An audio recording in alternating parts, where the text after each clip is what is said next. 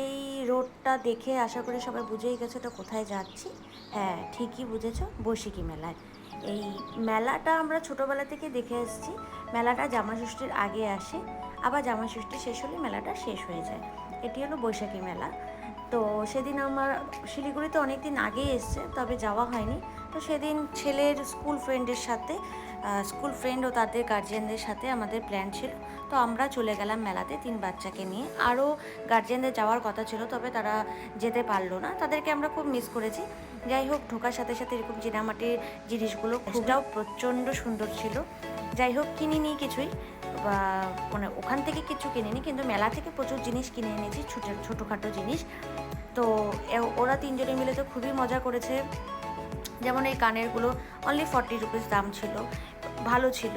কানেরগুলো ডিজাইনও খুব সুন্দর ছিল। সব না হলেও কিছু কিছু জিনিস তো নেওয়া যেতেই পারতো, নিয়েছিলাম আমরা। তারপর এই যে ওরা খুব জেদ করে এই প্লেনে উঠবে, আমার ছেলেকে অন্য কারোর সাথে বসিয়ে দেওয়াতে আমার ছেলে কোনোভাবেই থাকবে না। তারপর কি একটা বাজে রোল আমরা খেলাম। এই রোলটা তো খুবই বাজে, আমার খুবই বাজে লাগছে পার্সোনালি, খুবই বাজে। বানানোর প্রসেসটা খুবই ভালো লাগছিলো, কিন্তু খেতে ততটাই জঘন্য লাগছে। ওটা এতটাই ঝাল ছিল যে আমি যেহেতু ঝাল খাই না, সেজন্য এতটাই আমার ঝাল লাগছে যে শেষে খেতে পারলাম না, ফেলেই দিলাম।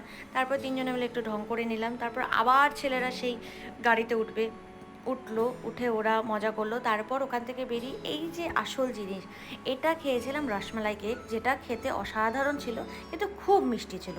তারপর এই আইসক্রিমটা খেলাম। খেয়ে আইসক্রিম খেতে খেতে টুকিটাকি ছেলেদের বাচ্চাদের জিনিস কিনে আমরা মেলা থেকে বেরিয়ে আসলাম। আমার ভিডিওটা কেমন লাগলো